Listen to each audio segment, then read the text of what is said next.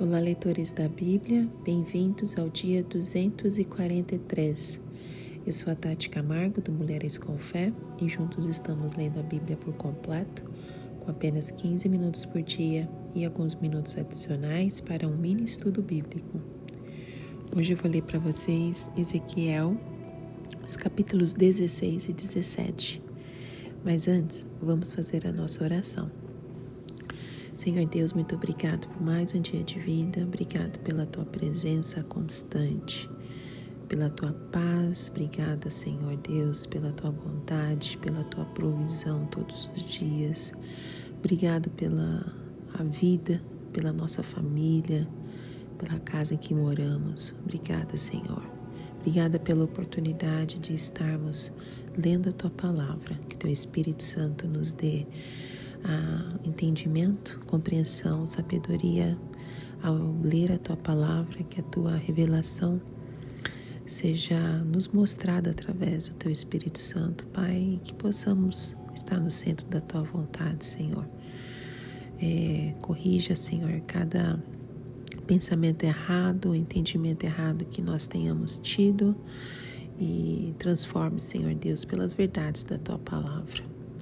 Em nome de Jesus, remova qualquer tipo de pecado, de distração em nossas vidas, perdoa as nossas limitações, Senhor, e nos mostra o caminho que nos leva para a eternidade.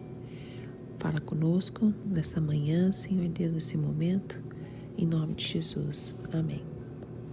Ezequiel capítulo 16. A alegoria de Jerusalém infiel.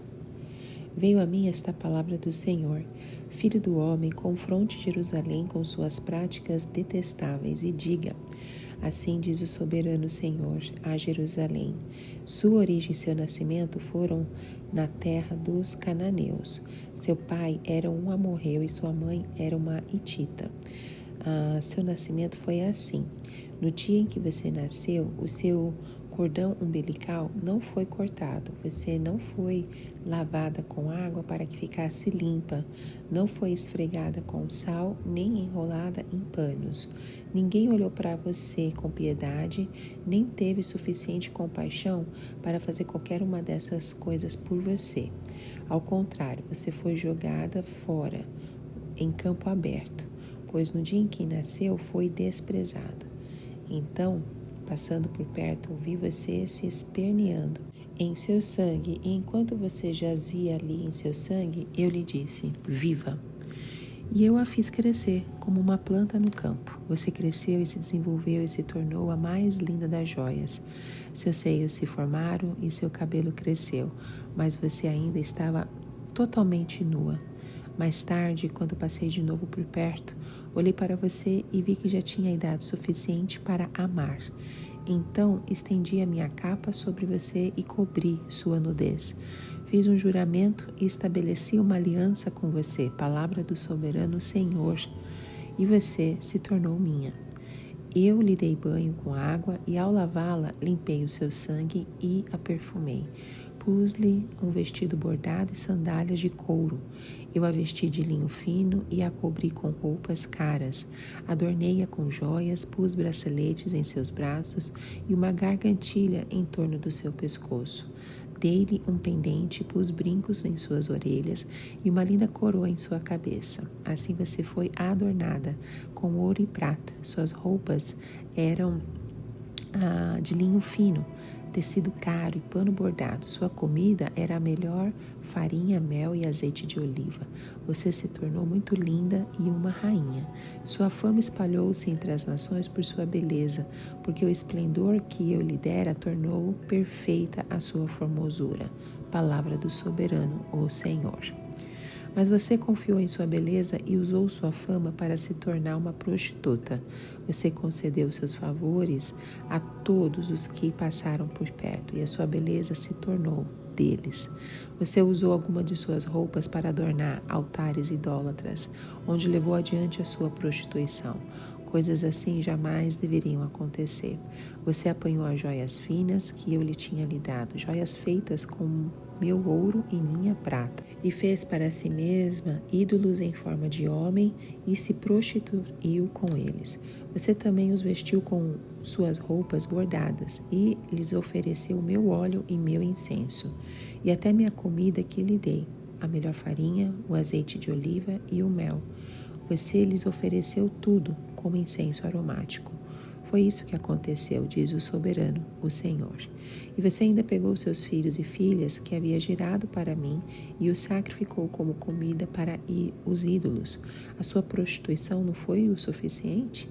Você abateu seus filhos e os sacrificou para os ídolos.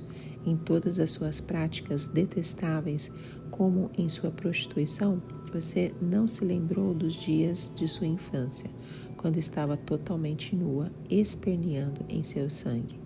Ai, ai de você, palavra do soberano Senhor, somando-se a todas as suas obras, as suas outras maldades, em cada praça pública você construiu para si mesma altares e santuários elevados.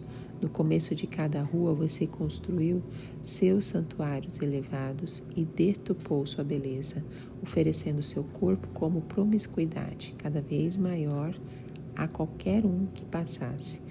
Você se prostituiu com os egípcios e os seus vizinhos cobiçosos e provocou a minha ira com a sua promiscuidade cada vez maior. Por isso estendi o meu braço contra você e reduzi o seu território. Eu a entreguei à vontade das suas inimigas, as filhas dos filisteus, que ficaram chocadas com a sua conduta lasciva. Você se prostituiu também com os assírios, porque era insaciável, e mesmo depois disso ainda não ficou satisfeita. Então você aumentou a sua promiscuidade também com a Babilônia, uma terra de comerciantes, mas nem com isso ficou satisfeita.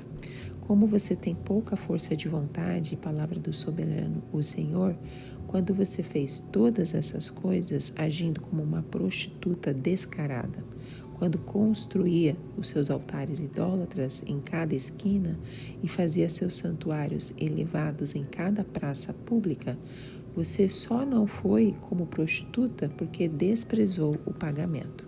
Você, mulher adúltera, prefere estranhos ao seu próprio marido. Toda prostituta recebe pagamento, mas você dá presentes a todos os seus amantes, subornando-os para que venham de todos os lugares receber de você os seus favores ilícitos. Em sua prostituição, dá-se o contrário do que acontece com outras mulheres. Ninguém corre atrás de você em busca dos seus favores. Você é o oposto, pois você faz o pagamento e nada recebe.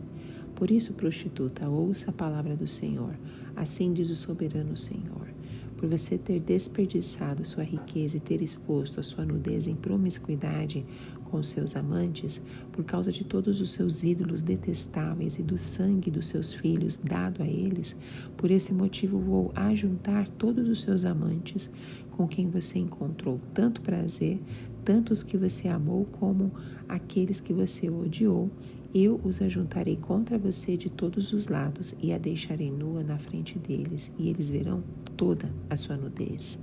Eu a condenarei ao castigo determinado para as mulheres que cometem adultério e que derramam sangue. Trarei sobre você a vingança de sangue da minha ira e da indignação que o meu ciúme provoca. Depois eu a entregarei nas mãos de seus amantes e eles despedaçarão os seus outeiros e destruirão os seus santuários elevados. Eles arrancarão as suas roupas e apanharão as suas joias finas e a deixarão nua. Trarão uma multidão contra você que a apedrejará e com suas espadas a despedaçará.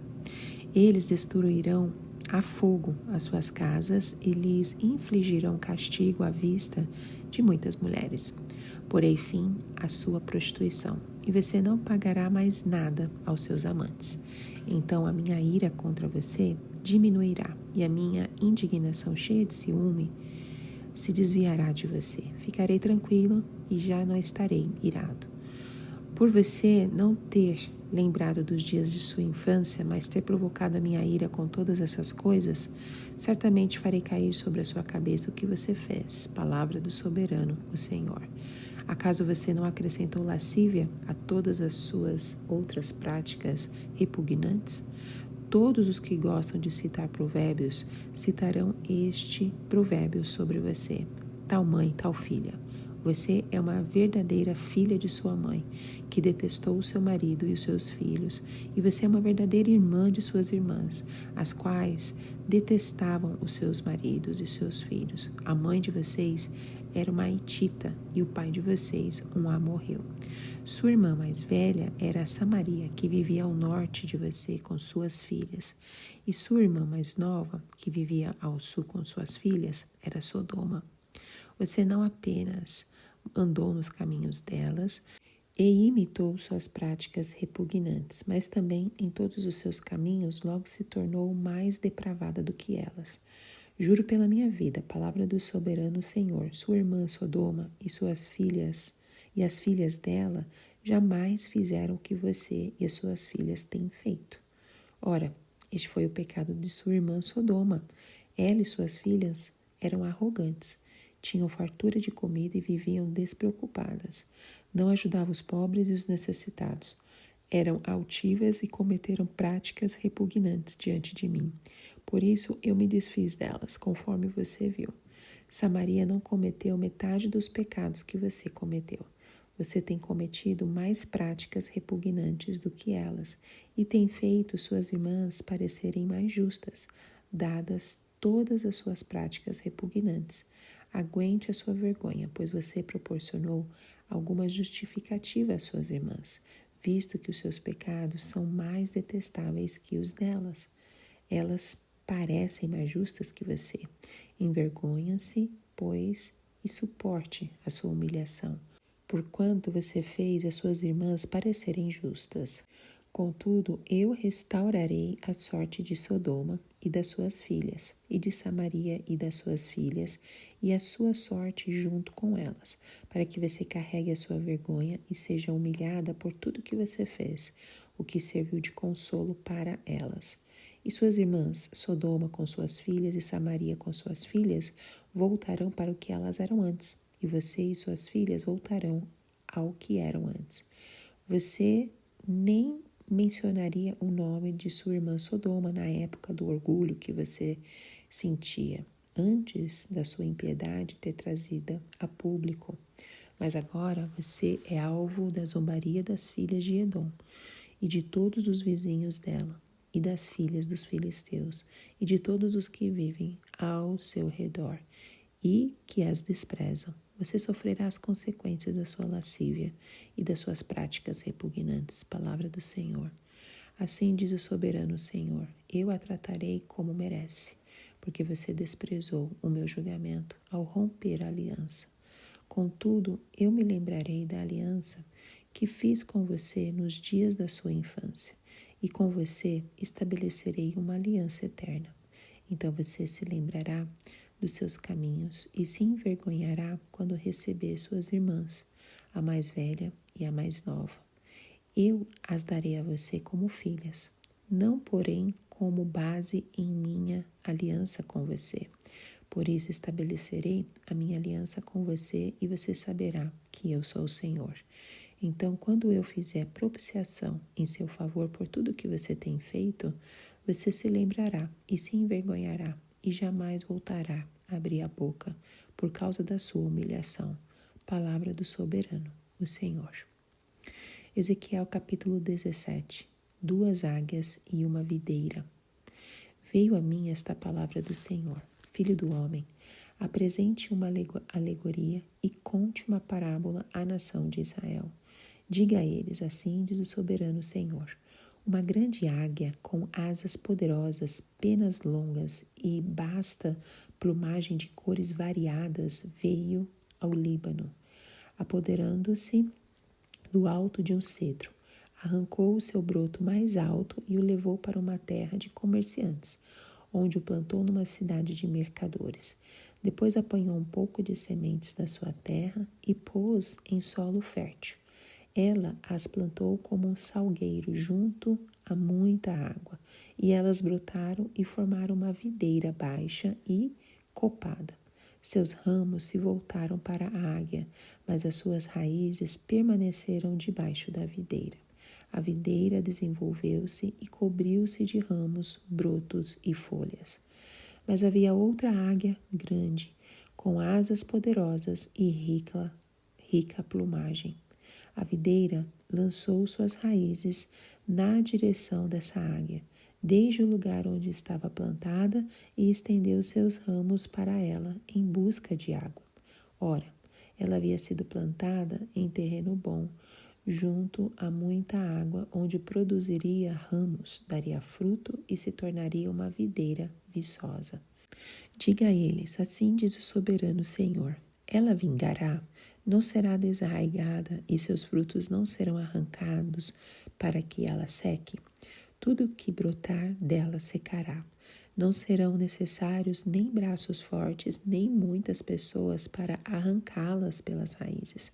Ainda que seja transplantada, será que vingará? Não secará totalmente quando o vento oriental a atingir, murchando e desaparecendo do lugar onde crescia? Veio depois a mim esta palavra do Senhor. Diga a esta nação rebelde: você não sabe o que essas coisas significam? Diga a eles: o rei da Babilônia foi a Jerusalém, tirou de lá o seu rei e os seus nobres e os levou consigo de volta à Babilônia. Depois fez um tratado com um membro da família real e o colocou sob juramento. Levou também os líderes da terra para humilhar o reino e torná-lo incapaz de reerguer-se, garantindo apenas a sua sobrevivência pelo cumprimento do seu tratado. Mas o rei se revoltou contra ele e enviou mensagem ao Egito, pedindo cavalos e um grande exército. Será que ele se sairá bem? Escapará aquele que age dessa maneira? Romperá ele o tratado e ainda assim escapará? Juro pela minha vida, palavra do soberano Senhor, que ele morrerá na Babilônia, na terra do rei que o pôs no trono, cujo juramento ele desprezou e cujo tratado rompeu. O faraó, com seu poderoso exército e seus batalhões, não será de nenhuma ajuda para ele na guerra. Quando rampas forem construídas e obras de cerco forem erguidas para destruir muitas vidas, como ele desprezou o juramento quando rompeu o tratado feito com um aperto de mão e fez todas essas coisas, de modo algum escapará. Por isso, assim diz o soberano Senhor, juro pela minha vida que farei cair sobre a cabeça dele o meu juramento, que ele desprezou, e a minha aliança que ele rompeu. Estenderei sobre ele a minha rede, e ele será pego em meu laço. Eu o levarei para a Babilônia, e ali executarei juízo sobre ele, porque me foi infiel. Todas as suas roupas em fuga cairão à espada, e os sobreviventes serão espalhados aos ventos. Então vocês saberão que eu, o Senhor, falei. Assim diz o soberano Senhor, eu mesmo apanharei um broto bem do alto de um cedro e o plantarei, arrancarei um renovo tenro de seus ramos mais altos e o plantarei num monte alto e imponente. Nos montes altos de Israel eu o plantarei, ele produzirá galhos e dará fruto, e se tornará um cedro viçoso. Pássaros de todo tipo se aninharão nele, encontrarão abrigo à sombra de seus galhos. Todas as árvores do campo saberão que eu, o Senhor, faço cair a árvore alta e faço crescer bem alto a árvore baixa. Eu resseco a árvore verde e faço florescer a árvore seca. Eu, o Senhor, falei e o farei. Amém. Ezequiel 16 ensina que o amor de Deus é mais profundo do que a nossa rebelião. Ao retratar Jerusalém como uma criança abandonada, cuidada e amada, mas que se tornou adúltera, o capítulo revela a dor do coração divino diante da infidelidade do seu povo. Ainda assim, o Senhor promete restaurar a aliança. Isso nos mostra que mesmo quando traio sua graça, Ele continua nos chamando de volta. Esse capítulo foi entregue ao povo de Jerusalém já exilado na Babilônia por volta do seu 6º ano de cativeiro. Naquela altura, a cidade ainda não havia sido destruída por completo, mas já sofria com o cerco, a corrupção interna e a iminência do juízo final. A narrativa começa com Deus pedindo ao profeta que confronte Jerusalém com a sua história de pecado. Ele a descreve como uma criança rejeitada ao nascer, deixada para morrer. Essa imagem é forte e dolorosa. Deus está mostrando que Jerusalém não tinha mérito algum. Ela não era amada por ninguém, até que ele passou por ali e disse: "Vi você, viva." Isso nos lembra que o nosso relacionamento com Deus começou por iniciativa dele, não nossa. Nós fomos encontrados. Essa figura da criança resgatada e cuidada é tocante. Deus nutriu, vestiu e fez crescer. A linguagem lembra o cuidado divino no Êxodo, quando Deus guiou Israel do Egito, alimentando-o com maná, protegendo-o no deserto e preparando-o para a aliança do Sinai. Quando a jovem se torna madura, Deus sela com ela uma aliança. Ele diz assim: "Estendi a minha capa sobre você, fiz um juramento e estabeleci uma aliança com você." A capa simboliza proteção e compromisso. Deus a adorna com vestidos caros, joias, perfumes e alimentos refinados. Tudo isso representa o cuidado da parte do Senhor. Jerusalém é retratada como uma rainha admirada entre as nações. Sua fama se espalhou-se por sua beleza. Versículo 14. A descrição mostra que tudo o que Jerusalém tinha vinha de Deus. Não havia razão para orgulho. E isso nos ensina algo. Tudo que nós somos ou que possuímos é fruto da graça. O orgulho espiritual nos afasta de Deus porque esquecemos que fomos sustentados o tempo todo por Ele. Infelizmente, a resposta de Jerusalém é infidelidade. A partir do versículo 15, o tom muda drasticamente. O texto afirma que ela confiou em sua beleza e a usou para a prostituição espiritual. Os dons recebidos de Deus, vestidos, joias, comidas, foram entregues a ídolos e altares profanos. O ápice da rebeldia é o sacrifício dos próprios filhos a ídolos. Você abateu os meus filhos e os sacrificou para os ídolos. Lá no versículo 21. É impossível ler isso sem estremecer. A imagem é chocante porque revela até onde a idolatria pode nos levar, do desprezo por Deus ao desprezo por nossos próprios filhos. Jerusalém se prostituiu com o Egito, a Síria e Babilônia, simbolizando alianças políticas e religiosas como nações pagãs. Ela é chamada de prostituta, mas de uma forma ainda mais grave. Você dá presentes a todos os seus amantes. Versículo 33. Ou seja, ela pagava para ser usada. Para mim, isso também é um alerta. Quando desprezo a graça e busco segurança em outros lugares, status, dinheiro, relacionamentos, corro o risco de me tornar escravo daquilo que idolatro. A partir do versículo 35, o Senhor anuncia o julgamento. Ele reunirá todos os amantes de Jerusalém para desnudá-la e expô-la. Ela será apedrejada, cortada em pedaços e queimada. Linguagem legal usada contra adúlteras e assassinas. O julgamento é proporcional à gravidade da traição. Ela desprezou o amor de Deus, derramou sangue inocente e corrompeu o que era sagrado. Mas mesmo nesse cenário, Deus declara que a sua ira não durará para sempre. Ficarei tranquilo e já não estarei irado. Esse detalhe é bem precioso. A justiça de Deus não é vingativa, mas corretiva. Ele pune porque ama, ele disciplina para restaurar. Em seguida, Deus usa duas figuras conhecidas, Sodoma e Samaria. Elas eram para os judeus símbolos máximos de pecado, mas o Senhor choca a todos os leitores ao dizer: você se tornou mais depravada do que elas. Versículo 47.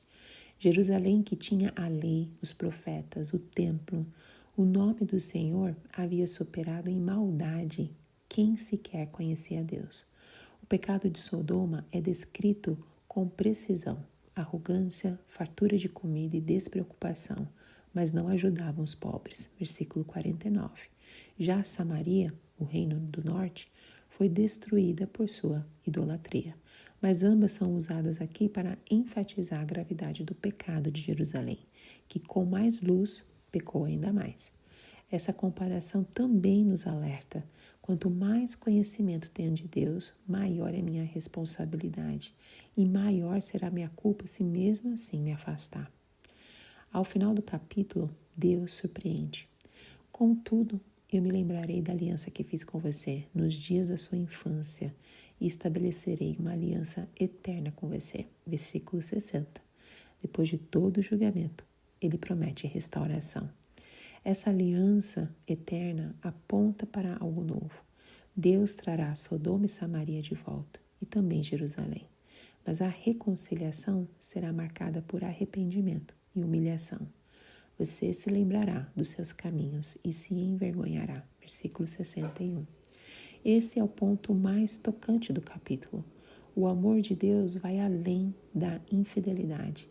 Ele restaura alianças quebradas, ele cura memórias de dor, ele reergue quem está caído. A promessa de uma aliança eterna, lá no versículo 60, aponta claramente para a nova aliança anunciada por Jesus. Em Lucas 22, 20, ele diz: este cálice é a nova aliança do meu sangue. Deus não apenas perdoa, ele estabelece uma nova base de relacionamento, agora não mais baseada na lei, mas na graça. Ezequiel capítulo 17 nos ensina que Deus reina soberanamente sobre a história, mesmo quando tudo parece estar fora de controle. Enquanto os reis de Judá faziam alianças políticas para sobreviver, o Senhor já tinha um plano para preservar a linhagem de Davi, e o cumprimento dessa promessa não dependia da força humana, mas da fidelidade divina. Isso nos lembra que mesmo em tempos de crise, podemos confiar que Deus continua escrevendo sua história, e a nossa também, com fidelidade e propósito eterno. Bom, contexto de Ezequiel 17. O Ezequiel 17 foi pronunciado entre os anos de 593 e 586 a.C., durante o exílio babilônico. O povo de Judá estava dividido entre os que haviam sido levados para o cativeiro em 597 a.C., como o próprio Ezequiel, e os que continuavam em Jerusalém sob o governo de Zedequias, um rei fantoche colocado por Nabucodonosor. O contexto imediato é uma tentativa de rebelião de Zedequias contra a Babilônia, buscando apoio do Egito. Isso contrariava o tratado feito com Nabucodonosor e violava um juramento feito em nome do Senhor. Esse capítulo está inserido numa seção dos versículos 16 a 23, que alterna entre denúncias contra a infidelidade de Judá e o anúncio do juízo babilônico. O texto começa com uma ordem divina: Filho do homem, apresente uma alegoria e conte uma parábola à nação de Israel. A primeira águia, majestosa e de plumagem colorida, representa Nabucodonosor. Ela desce ao Líbano, uma metáfora para Jerusalém, e arranca o broto do cedro, o rei Joaquim, e o planta em uma cidade de comerciantes, a Babilônia. Depois planta uma nova semente da terra, um salgueiro, Zedequias, num solo fértil, com abundância de água. A vinha cresce, mas de forma rasteira, sinalizando sua posição submissa. Seus galhos se voltam para a águia, sinal de lealdade. Até aqui tudo caminha bem, mas aparece uma segunda águia, lá no versículo 7, menos impressionante. A vinha decide estender suas raízes e galhos em sua direção, em busca de uma nova fonte de água. Isso representa a aliança de Zedequias com o Egito. A pergunta retórica do profeta é devastadora. Será que vingará? Versículo 9. A expectativa é que respondam: sim, ela secará. A partir do versículo 12, Deus oferece a interpretação oficial deste enigma. A grande águia é Nabucodonosor, que levou Joaquim e os nobres para a Babilônia em 597 a.C. Em seu lugar, ele colocou Zedequias, fazendo com ele um juramento de lealdade. Zedequias, porém, quebrou o pacto e buscou apoio militar do Egito, lá no versículo 15. A resposta divina é direta. Juro pela minha vida, ele morrerá na Babilônia. O Egito, por sua vez, não o ajudará, e o rei será julgado e punido por Deus. Versículos 16 e 17. A imagem de Deus lançando uma rede e capturando o rei lembra outras passagens proféticas em que o Senhor age como caçador. Os soldados do rei cairão à espada e o restante será espalhado. A última frase resume a intenção do juízo. Então saberão que eu sou o Senhor.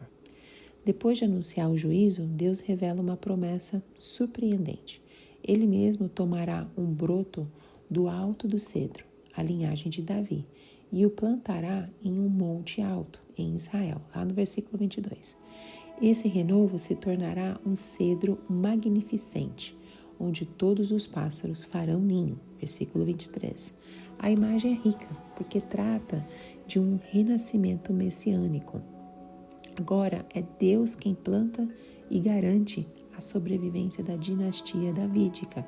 A árvore representa o Messias, que trará segurança, sombra e paz para todas as nações. Esta árvore, como explica alguns comentários históricos, era símbolo de estabilidade e bênção no mundo antigo.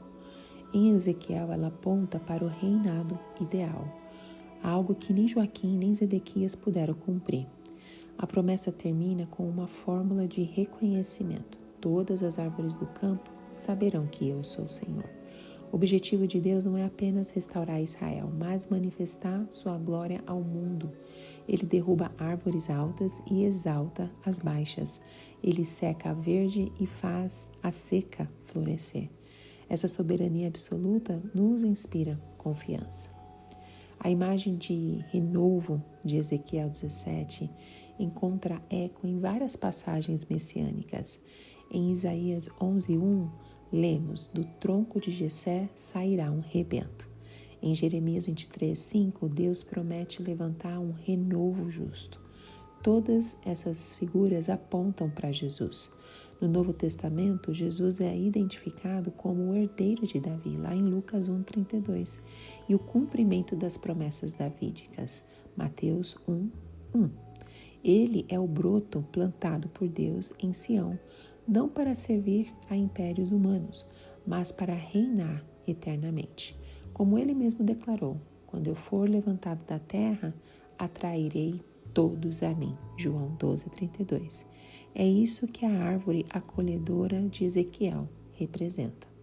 Amém? Terminamos por aqui esses 2 capítulos cheios de simbolismo e significado, muito importante para que possamos entender todas as mensagens do nosso Deus. E nós somos confrontados, com essas realidades, a seriedade das alianças e também da soberania de Deus.